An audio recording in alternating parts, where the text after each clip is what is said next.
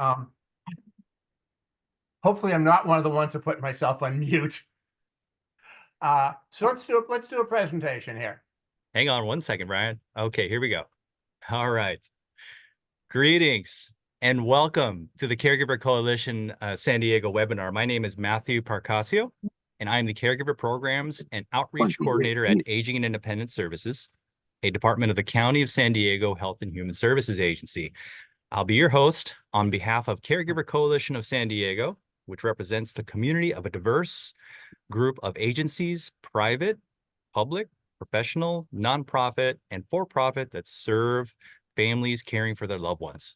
Our collective mission is one of support, education, and advocacy. I will be recording today's webinar for future viewing. Past Lunch and Learn webinars can be found on our website at www.caregivercoalitionsd.org. Thank you for joining us at today's webinar this afternoon. Today, we are pleased to have Brian Casey, Pre-Planning Advisor for Dignity Memorial of El Camino, who will be talking about pre-planning arrangements. There'll be time for question and answer at the end of the webinar, so if you have any questions, please click on the message button and type in your question in the chat box. Also, please click on the mute button so that we can ensure that the presentation goes smoothly without much background noise. Brian Casey, originally from Massachusetts, is a graduate of Babson College.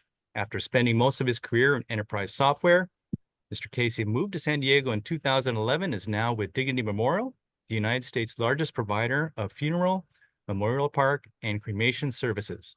He helps caregivers and families in the San Diego area. Now it's my pleasure to welcome Brian Casey. Brian, take it away. Thank you, Matthew. Can everyone see a PowerPoint there?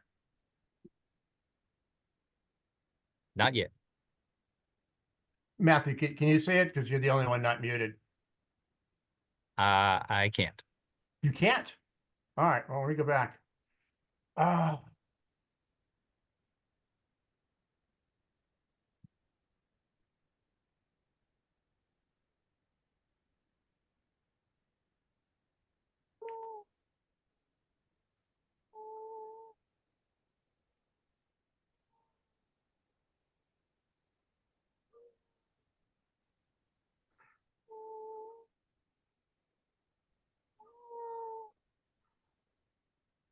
How about now?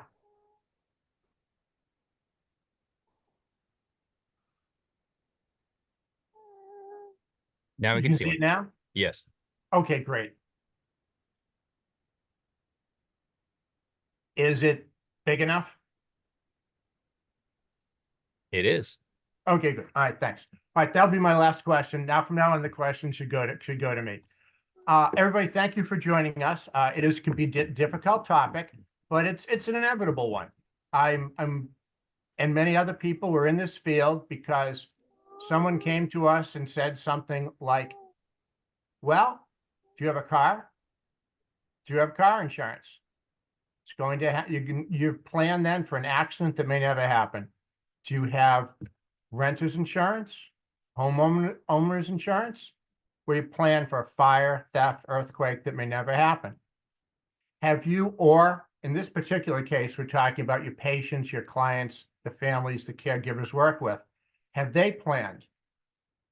Particularly for caregivers, that's important because they're a lot closer to the end of those clients and those patients than the average person, and certainly the average person in this group today, because we're all young people. But when you're a caregiver, the end isn't that far away. So why are we talking about this? Well, sometimes the caregivers are the people that have to deal with this and perhaps start the families thinking about what they need to do. So when the inevitable happens, everyone's prepared, and it's easier for the families and it's easier for the caregivers. So that's what we're all about. We're all about today.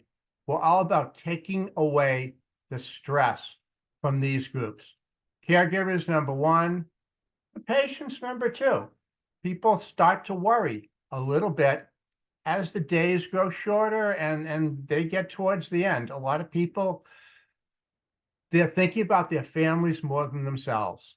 And it brings peace of mind to the patients and certainly the families if they know then arrangements have been made, and then no one is scrambling and no one's looking to the caregiver for advice. What happened was I started to get involved in this particular field. And I texted a couple of my friends who are caregivers. They don't know each other.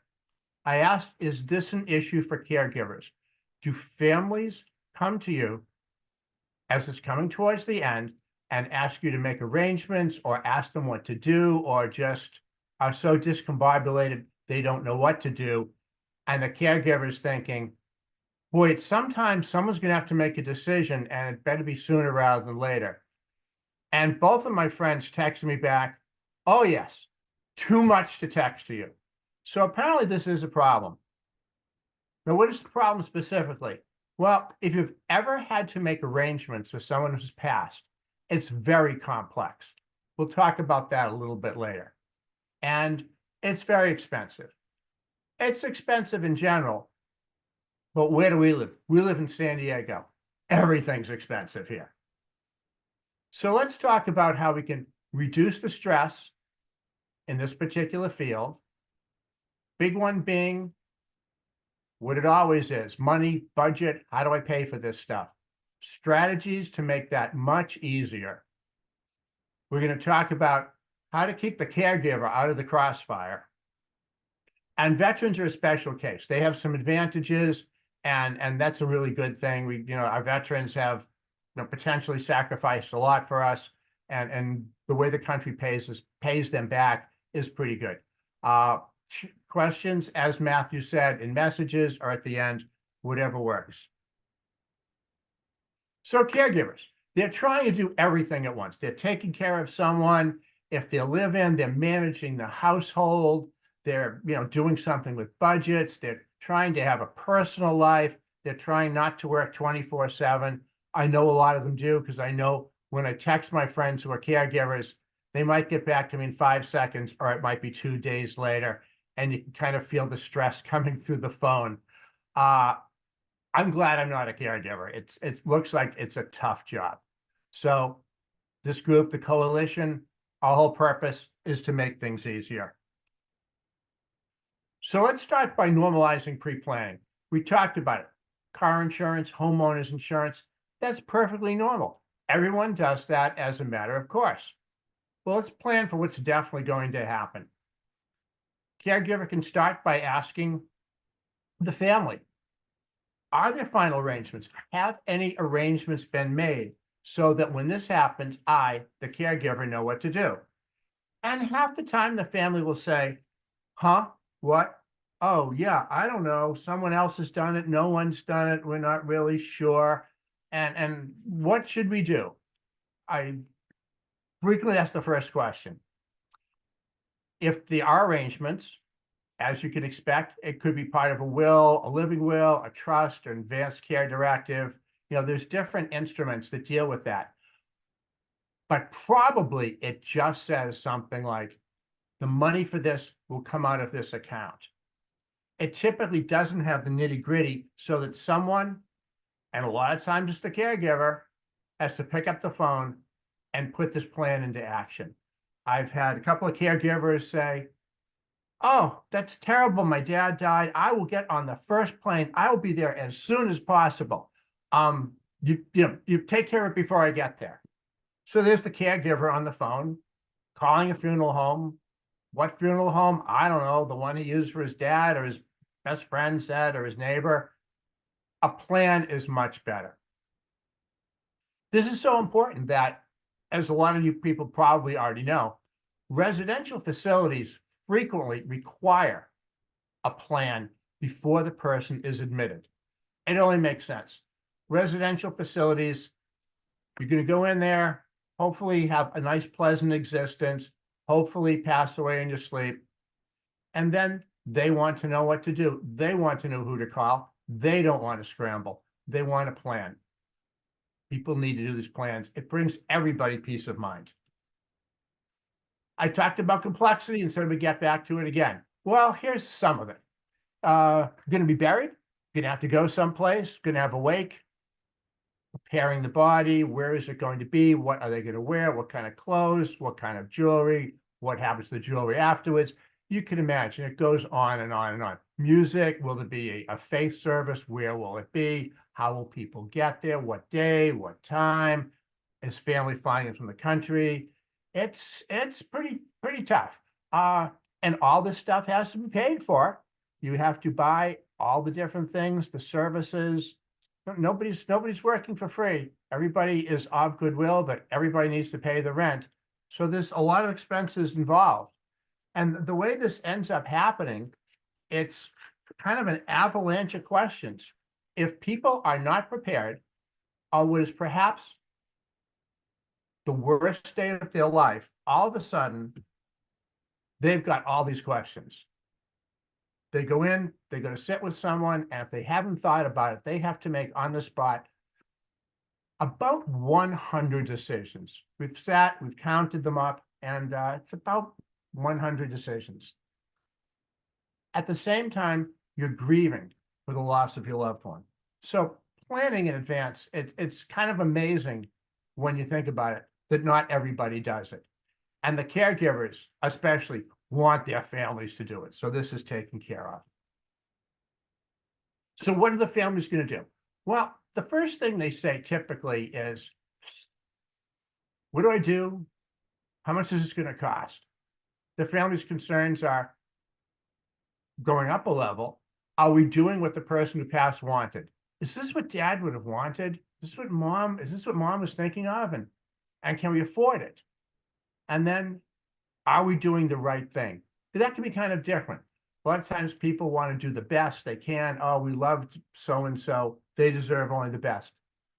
May not be the right thing. Maybe taking on too much of a burden in expense. Because the expenses mount up. And we can talk about that later too, if anyone wonders how much this stuff costs. So how do we circumvent this minefield? We've kind of broken it down into 4 steps. Whenever you talk to, it's going to be, surprise, reflect, record, secure, and share, as it says on the slide. So reflect is basically, let's think about what makes sense. Couple of basic questions, and that's half the process. Do you want a viewing or wake? Probably religious service. Do you want buried or cremated? You've now gotten half of the problem out of the way. Half of the decisions are made. Those are the big ones. And then your family probably has traditions for religious services.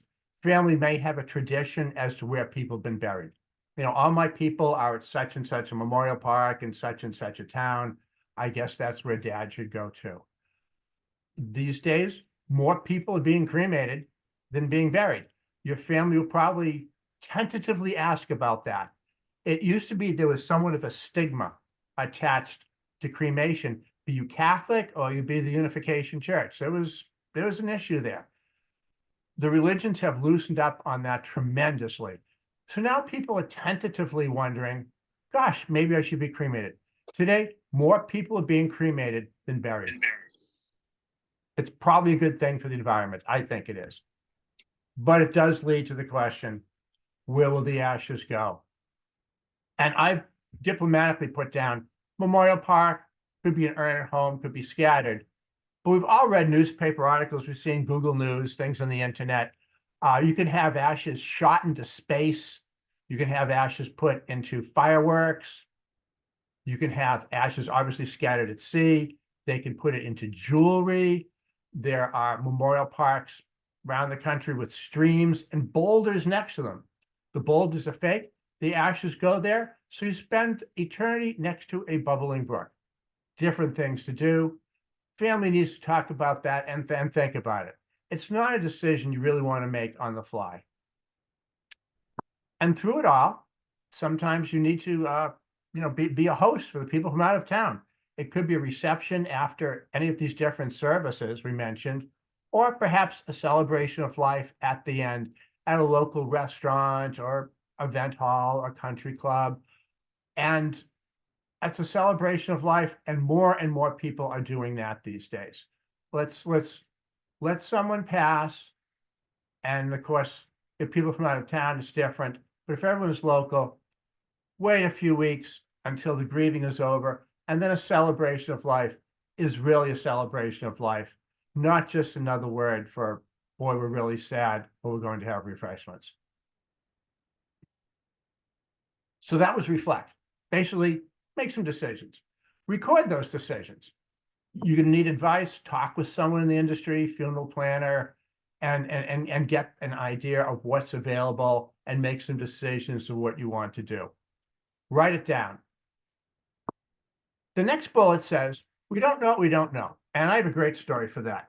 I like to think I'm a fairly intelligent person. My brother, at the time my dad died, was chief of staff to a United States senator. And my sister's a legal secretary. We're all very detail oriented. When my dad died and we were putting together his obituary, we couldn't come up with my mother's maiden name. Now, she always signed our report cards, Mary Lou Casey. Well, was Lou her middle name, or was her first name Mary Lou all one word? Did she keep her maiden name and make that her middle name? We dug out her birth certificate, we figured it out. But before that day, we never would have guessed that we didn't know mom's middle name. So figured that stuff out ahead of time, and the funeral director you talk to with, whatever organization that person's with, will probably have some kind of a planning guide with you where you can fill out that information and have it all handy, rather than scrambling on, again, perhaps one of the worst days of your life. Have that stuff ready. It makes things so much easier. Your goal is to be able to have a plan, make one phone call, and have everything put into action so you can attend to your family and grieve. And for the caregivers, that's what they want their families doing. They don't want the families that they're taking care of to all of a sudden be in a bit of chaos while they're trying to wrap up things, and perhaps their employment is at the end, but the family is still depending on them to make some arrangements, guide them. Hey, what would you have liked? Gee, we haven't talked to Grandpa in a couple of weeks. Did he think about this? Did he have anything to say? And they start firing questions at the caregiver, according to my friends. They don't just say, Dad's dead. We've made arrangements. Thank you very much. That would be the goal. But a lot of times the caregiver's drawn in so they can try and find out what the wishes would be of the person that has departed. The caregivers don't want to do that. So secure. That's a really nice way of saying all this stuff has to be paid for. And as I mentioned, the first question asked by families to the caregiver, according to my friends, is, how do we pay for this? Well, anyone in this field, be they a chapel, a memorial park, a cemetery, a crematorium, a funeral home, a mortuary, everyone wants payment at the time this happens. Because, and think about it, it only makes sense. If they bill someone and 30 days later, their family says, gee, we can't pay, what are they going to do? Are they going to go and, return Grandpa to you? Would be kind of awkward. So everyone wants full payment at the time. Things are pretty expensive. This is San Diego. If you bought a gravesite in San Diego at the end of the 90s, you might pay $800 for it. If you did that today, that's closer to $20,000. And yes, we are talking about something about 7 feet by 3 feet and, obviously 6 feet deep. That's $20,000. That doesn't include things like wake embalming, the venue for a wake or a reception. And a wake, by the way, is a term that I use. It's also called a viewing. Sometimes it's called a showing. Sometimes it's called a visitation. And then there's caskets and urns and cremation. This all adds up. If someone wants to be buried, typical price there is going to be $30,000. If you want to be cremated and wind up with just an urn, which more people are doing, $2,500, $3,000. So it's a big difference there. Families need to look at this. And of course, if you're listening to those numbers and the person wants to be buried and doesn't have a gravesite, then someone's going to say, okay, we need that check for $30,000. Most of us don't have that in our bank account. And that's pretty tough. If you're planning in advance And this is what everyone in this meeting should tell all their friends, because it makes life so much easier. Plan in advance, you can pay it over 5 years. I would certainly have a hard time paying $30,000 all at once. Can I pay it over 5 years? Yeah, that's like buying a car. I mean, it's not cheap, but it's doable, and it's a lot better than writing that one big check all at once. People in this field will typically not charge you interest, and a lot of times you'll get insurance because, again, if someone's paying over 5 years, they might pass away during that time. If they haven't paid the whole thing off, again, things are awkward. With insurance, they're covered and they're all paid. This is probably the least known aspect of final arrangements, and it's probably the most important. Plan it in advance, and people can pay over 5 years rather than writing a giant check all at once. And typically, it's kind of a surprise when it happens. And again, insurance is included. Usually, you can say no, but that will cover someone if they pass before the end of the payments, before they paid it all off. And another thing that's not terribly well known is there are discounts involved. If someone's planning, talk to who you're talking about. There are various discounts. None of these will happen after the person passed. If you're planning in advance, people would like you to do that. They're going to give you discounts. If someone just died, everyone knows you have to make the arrangements, and those discounts, the sale price, those just go away. It'd be the difference between, walking into a furniture store and saying, I might redecorate. What can you do for me? Or my house burned down yesterday. I have no furniture. Another thing, this wasn't as important a few years ago, but now it's something we all think about. Inflation. Do something now, be it the funeral, be it a gravesite, be it a niche for ashes, and that's it. You'll never pay anymore. You paid for it, it's done, it's set in stone, it's fixed, it's not going to go up. Otherwise, things are going up a lot.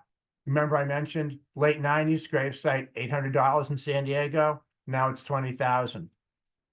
What's it going to be 10 years from now? We know what's happened to the price of houses. We know what's happened to rent. It's San Diego. It's kind of tough here. So secure the plan now, and you're beating inflation. Put together the plans, and then the caregiver has to say, family, you've done a wonderful job. Now let's tell people about that. Share it among members of the family, a lawyer. Put these plans in, a safe or a safe deposit box, something fireproof. And for goodness sake, have the family tell the caregiver what the plan is.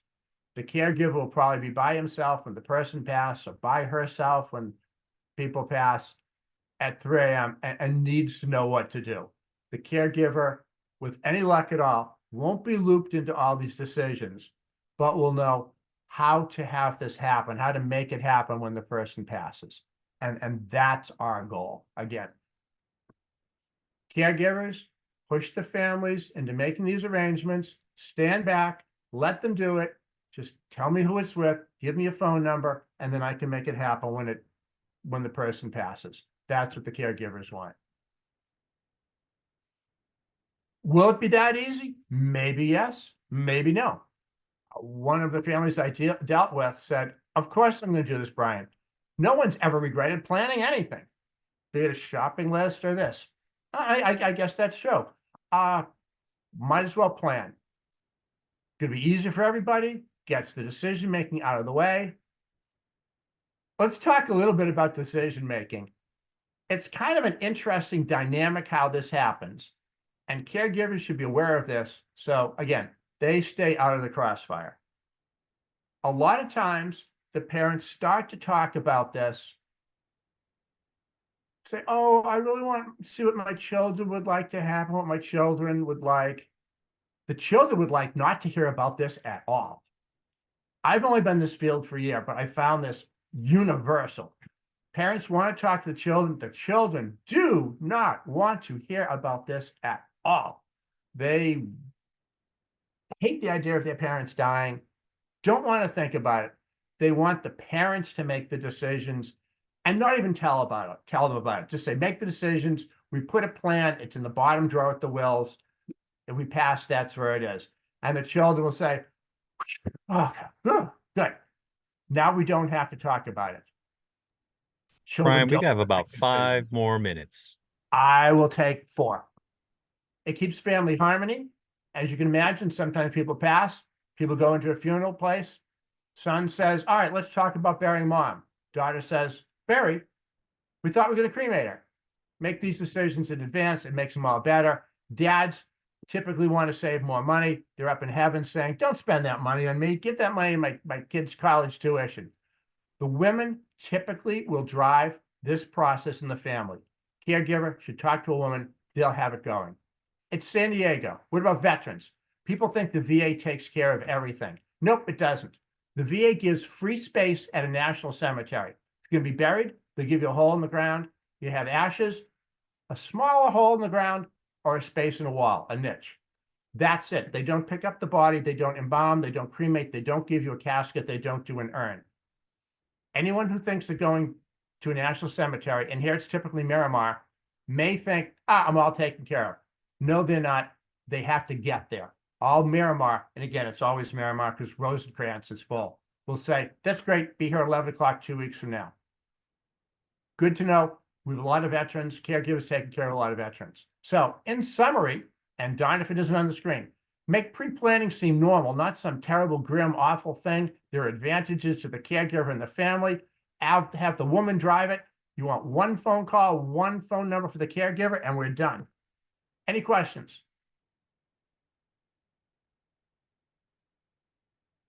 It looks like we have one question from Evelyn in the chat.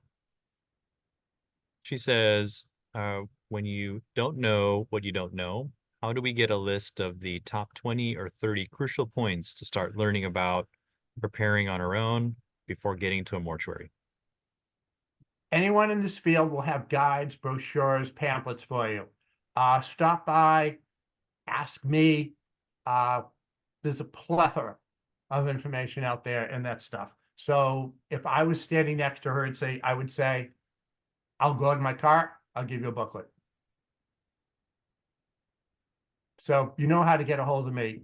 Just send me an email. We'll work that out. Any other questions for Brian before we conclude today's webinar?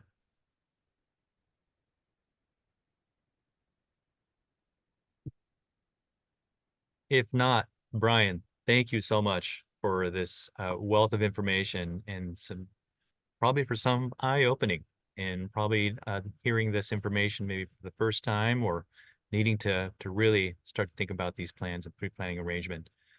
Such a great topic. Brian, I can't thank you enough, and thank you to all of you who've joined us for today's Caregiver Coalition of webinar, Lunch and Learn, afternoon learn. I didn't get any sandwiches. What are you talking about? People have asked me for sandwiches before. Again, you can visit our website at caregivercoalitionsd.org. Follow us on Facebook, Instagram, or Twitter. You can also email at info@sdcaregivercoalition.com. I'm going to go ahead and just enter that information on the chat before we go. Brian, if you'd like, please did you enter your email in the chat for folks to contact you before we conclude today? Oh, there it is. Perfect. All right. There's Brian's information. I actually do lunch and learns, and I do bring sandwiches and food if anyone's interested for their group. Very Seriously. nice. Other than that, thank you so much. I'm just in this business for the food. And just to make sure, it is 617, not 619. Correct. I kept my Massachusetts number. I got my cell number. This fall, it will be 40 years ago. I was a very early adopter. Wow. Thank you. Thank you for asking, though, because I do get that question a lot, and a lot of people write it down correctly. Then they go to call me back the next day, and they think they wrote it down wrong. Thank you. Again, thank you, Brian. Thank you to all of you who've joined us this afternoon, and we hope to see you again at the next Caregiver Coalition of San Diego webinar. Bye-bye for now. Thank you.